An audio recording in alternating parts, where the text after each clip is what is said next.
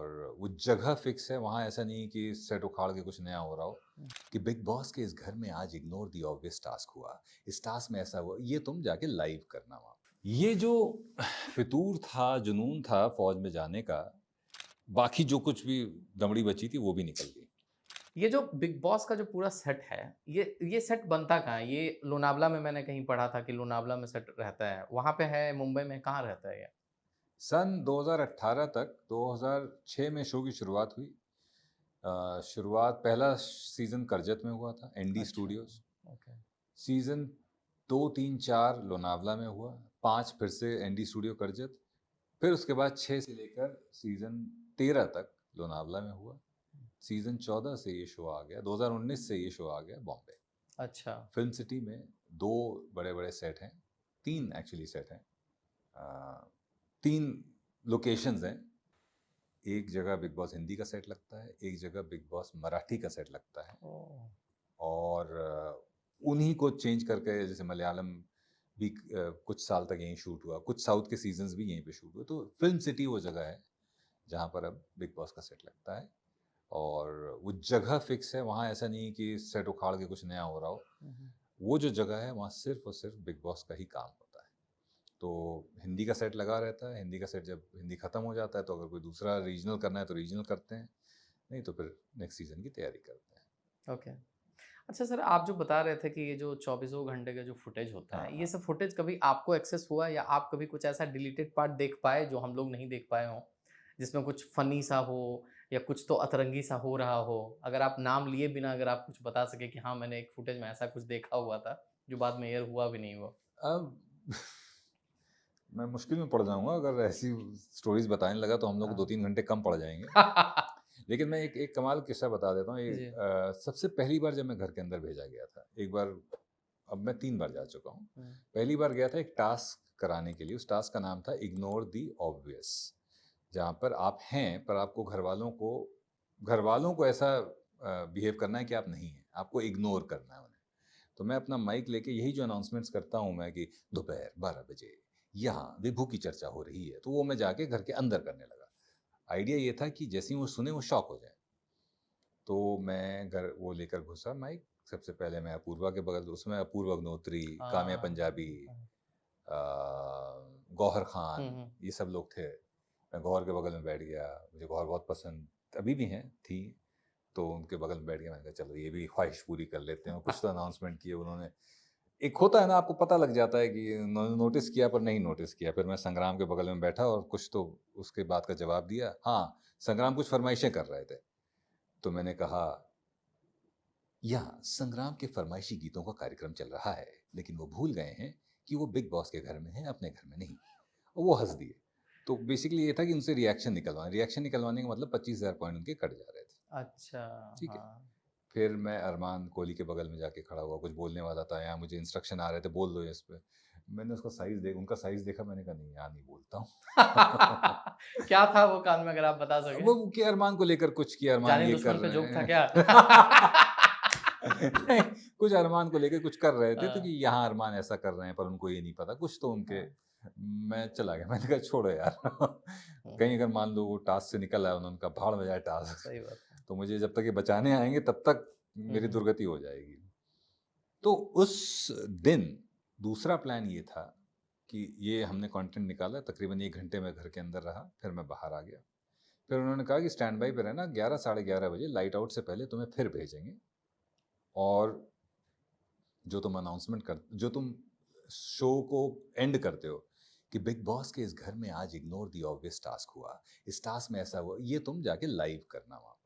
ठीक है, कोई बात नहीं। हुँ। 11:30 बज गया, मैं एकदम रेडी, सब इन ईयर लगा के माइक वाइक लेके, और मेरे घुसने के 10 सेकंड पहले ही एकदम हड़कंप, उन्होंने कहा गेट बंद, इनको वापस बुलाओ वापस बुलाओ।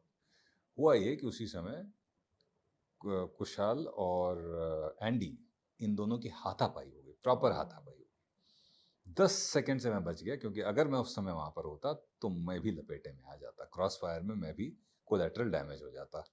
तो मेरी जान बच गई, जान तो नहीं मतलब, हाँ, चोट वोट लग जाती फालतू की, क्योंकि जब लड़ाई होती है तो इसमें आदमी फिर थोड़ी ना इंसान देखता है कौन आ रहा है कौन नहीं आ रहा है, जो आ रहा है उसी को ले लो लपेटे में। लड़ाई असली में होती है?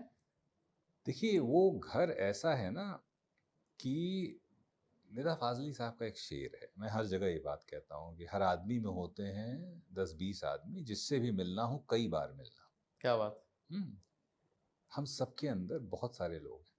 वो घर आपके अंदर के बहुत सारे ऐसे इंसानों को जिन्होंने आपने आपने दबा के रखा है सोशल कंडीशनिंग की वजह से, और जिनका दबे रहना बहुत ज़रूरी है, उनको बाहर निकाल देता है, क्योंकि आपके मास्क गिरने लगते हैं। वो शो डिज़ाइन ही इस तरह से किया गया है, ह्यूमन बिहेवियर अंडर स्ट्रेस। सी, इसको उस शो को हम वो एंटरटेनमेंट वैल्यू के लिए देखते हैं, but it's a beautiful study in human behaviour, it's a lesson in life. आज एक कंटेस्टेंट ऊपर है, एक हफ्ते बाद वही कंटेस्टेंट नीचे हो जाएगा। आज एक कंटेस्टेंट सबका लाडला बना हुआ है, एक हफ्ते बाद सबका जानी दुश्मन बन जाएगा। It's not just the survival in the show that you are witnessing, it's your survival in life also. This is how you survive in life. Life आपको ऐसे ही, जो हमारे टास्क हैं जिंदगी, आपको ऐसे ही अड़चने और उलझने देती है। बस वहां पर आपको कोई मार्गदर्शन देने के लिए बिग बॉस की आवाज नहीं होती है। तो सर ये बिग बॉस की बातें तो बहुत हो गई, अब मैं थोड़ा पीछे जाना चाहता हूँ। हाँ, मैं उस विजय से बात करना चाहता हूँ जो कानपुर का है, हाँ, जिसने अपने ज़िंदगी की शुरुआत में बहुत सारी चीज़ें देखी, जो 15 साल की उम्र में ये तय करता है कि मुझे सिर्फ फौज में जाना है, मुझे सिर्फ वर्दी चाहिए, और 19 साल की उम्र में जब उसका सिलेक्शन नहीं होता है तो उसके जीवन में अवसाद आता है, डिप्रेशन आता है, और 19 साल की उस छोटी सी उम्र में वो शराब का भी शिकार हो जाता है, और इस हद तक उसकी अल्कोहलिज्म बढ़ती है कि एक दिन उसके पैनक्रियाज तक फट जाते हैं। मैं चाहता हूं कि वो जो आपकी जर्नी है वो आप शेयर करें, ताकि ये जो पॉडकास्ट देख रहे हैं उनको एक उम्मीद मिले कि सफलता असफलता ऐसी कोई चीज़ होती नहीं है। जब आपके साथ ज़िंदगी आपको उठा के पटक रही होती है, उसमें भी कुछ न कुछ अच्छाई छुपी होती है। 15 साल से शुरुआत करते हैं, और ये हर फेज़ के बारे में चाहता हूँ कि आप थोड़ी-थोड़ी बातचीत करें। 15 साल नहीं, ये जो फितूर था, जुनून था फौज में जाने का, ये उससे भी छोटी उम्र से आया। इतनी छोटी उम्र से कि मुझे याद है, आई थिंक 8-9 साल जब मैंने होश संभाला, तब से मेरा हेयर कट जो है वो कटोरा कट होता था। कटोरा कट, फौजी कट। फौजी कट होता था, क्योंकि मुझे लगता था कि, तो मेरी जो फौज में जाने की कवायद की शुरुआत हुई है वो एक्चुअली सैनिक स्कूल की तैयारी से हुई। क्लास 6 में सैनिक स्कूल में एडमिशन हुआ करते थे, और इतना कॉन्फिडेंट था मैं कि मैंने कभी ये नहीं सोचा कि अगर फौज में नहीं हुआ तो क्या। फौज में तो जिस दिन जाऊंगा उस दिन एप्लीकेशन दूंगा तो शायद वो लोग आ जाएं घर पे कि चलो तुम्हें कुछ और करने की ज़रूरत नहीं है। तो एनडीए भी लिखा मैंने, एनडीए भी रिटर्न में क्लियर नहीं हुआ, पर कब तभी भी फेलियर वाला ख्याल नहीं है। मैंने कहा अच्छा ठीक है, रिटर्न एग्जाम नहीं क्लियर हुआ, कोई बात नहीं, सीडीएस है, कंबाइंड डिफेंस सर्विसेज एग्जामिनेशन, जो ग्रेजुएशन के बाद होता है।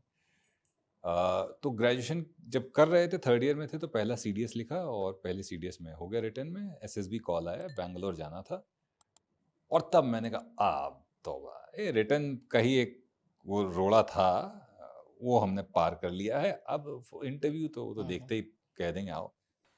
तो कॉन्फ्रेंस के बाद रिजल्ट अनाउंसमेंट के लिए एक हॉल में बिठाया गया हम लोगों को। मेरा चेस्ट नंबर 8 था, चेस्ट नंबर 7 का हो गया, चेस्ट नंबर 9 का हो गया, 8 का अनाउंसमेंट नहीं हुआ। वो पहला वाकया था मेरी जिंदगी में, इन 20 years of my life, it was first time I saw failure. मतलब फेलियर मतलब मैं गिरा हूं, कई बार गिरा हूं इन द सेंस जो करने की कोशिश कर रहे थे वो नहीं कर पाए। मैं इतना बिखर गया कि मैं सीधा जाके मैंने शराब खरीदी और शराब पी। मैं ऑफकोर्स फ़ोन पे बहुत रोया, मैं फ़ोन किया मम्मी को, बहुत रोया, शराब पी। 19-20 साल में। और वो बैंगलोर से कानपुर तक की जर्नी पीते पीते, ओ, वहीं पे आपने शुरू कर दी? पीते पीते आया मैं।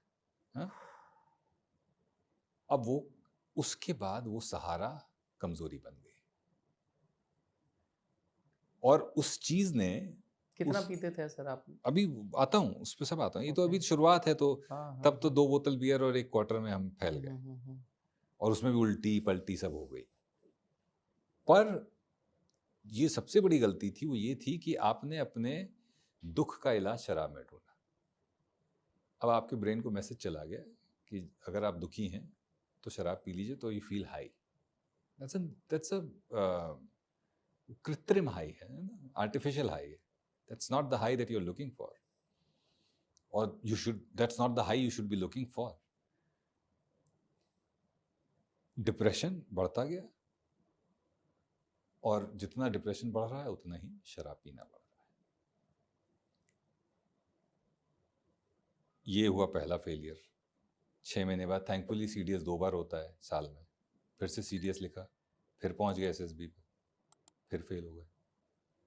अब ये विश्वास, रिटर्न निकल गया आपका? रिटर्न इस फेल। हालत में भी आप रिटर्न निकाल ले रहे अरे हैं? इसके हालत में बहुत काम किए मैंने, कमाल के काम किए। रिटर्न निकल गया, फिर पहुंच गया, फिर फेल हो गए। अब सवाल यह है सर्वाइवल का कि भैया मतलब फौज में तो अब थोड़ा सा डाइसी है मामला, कुछ और भी करना पड़ेगा। तो क्या करें? बैंक PO की तैयारी करें, जो होता है प्रोबेशनरी हम लोगों की ऑफिसर, तरफ। है ना? यही फायदा होता है अपने तरफ के लोगों का, समझते हैं। PO पीओ, है हाँ, ना, बैंक PO। बैंक पीओ, कई लोगों को तो PO पता ही नहीं होगा। PO नहीं भैया, PO, पीओ, प्रोबेशनरी ऑफिसर। हाँ, हाँ। उसकी तैयारी करने लगे, मन था ही नहीं। और अच्छा, क्यों उस चीज़ ने मुझे बहुत अफेक्ट किया? क्योंकि मैंने अपनी बहुत सारी एस्पिरेशंस उस पर डाल दी थी, उस सक्सेस पर, कि अब ये जब हो जाएगा, मेरा फौज में हो जाएगा, तो मैं IMA पहुंच जाऊंगा। IMA पहुंचते ही 8,000 रुपये का स्टाइपेंड मिलने लगेगा मुझे। देखिए, हम लोग जब बड़े हो रहे थे तो पिताजी का बिजनेस बहुत बहुत भयंकर लॉसेस से गुजरा। तो क्या चीज़ का मतलब बिजनेस था? शुरुआत उन्होंने करी स्क्रैप के बिजनेस से। स्क्रैप के बिजनेस में ऑलमोस्ट सब कुछ हार गए वो, पार्टनर ने सब गबन कर लिया। फिर स्टेशनरी का बिजनेस किया, उसमें जो बचा कुचा था वो भी चला गया। फिर सुपारी, मीठी सुपारी का बिजनेस किया, बाकी जो कुछ भी दमड़ी बची थी वो भी निकल गई। तो हम लोग और दुर्भाग्यवश पढ़ाई बहुत ज़्यादा दोनों लोग नहीं कर पाए, माता पिता। तो नौकरी भी ऐसी कोई आपके खास, बाबा पढ़े लिखे थे? बाबा बहुत विदेश भी गए हुए थे वो? विदेश भी गए हुए थे, लेकिन पिताजी की पढ़ाई पर वो नहीं थोड़ा सा फोकस हो पाया। और मम्मी की, क्योंकि शादी बहुत जल्दी हो गई थी, तो मम्मी भी बहुत ज़्यादा नहीं पढ़ पाई। तो नौकरी का ऐसा कोई सीन पिताजी का बना नहीं। तो बहुत समय तक वो बेरोजगार रहे, धंधा कुछ कर नहीं पाए। तो क्या होता है, धंधे की एक फितरत होती है आपके अंदर। पापा was too simple to be into business. हाँ, मतलब बिजनेस सबके बस की बात बस की नहीं, जो बात बोला नहीं जाता है। है। हाँ, हाँ। सब नहीं और कर सकते बिजनेस, झूठ है, फरेब है, आगे पीछे है, तामझाम है, बहुत कुछ वो है। तिकड़म अगर आपको नहीं आता तो आप फेलियर है फिर। और पार्टनरशिप में तो बिल्कुल नहीं। हाँ, पार्टनरशिप में तो एकदम ही और नहीं। तीनों ही उन्होंने पार्टनरशिप में की। हम्म, तो और तीसरी चीज, मेरे पिताजी बहुत छोटी उम्र से ही डिप्रेशन का शिकार रहे हैं। वो भी ये हमें बहुत बाद में पता चला। ये हमें सन 2004 में पता चला, जब 2005 में, 2006 में बाइपोलर डिसऑर्डर डायग्नोज हुआ।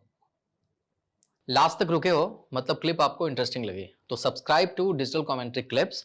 और फुल पॉडकास्ट तो इससे भी ज्यादा इंटरेस्टिंग है, जिसका लिंक आपको डिस्क्रिप्शन बॉक्स में मिल जाएगा।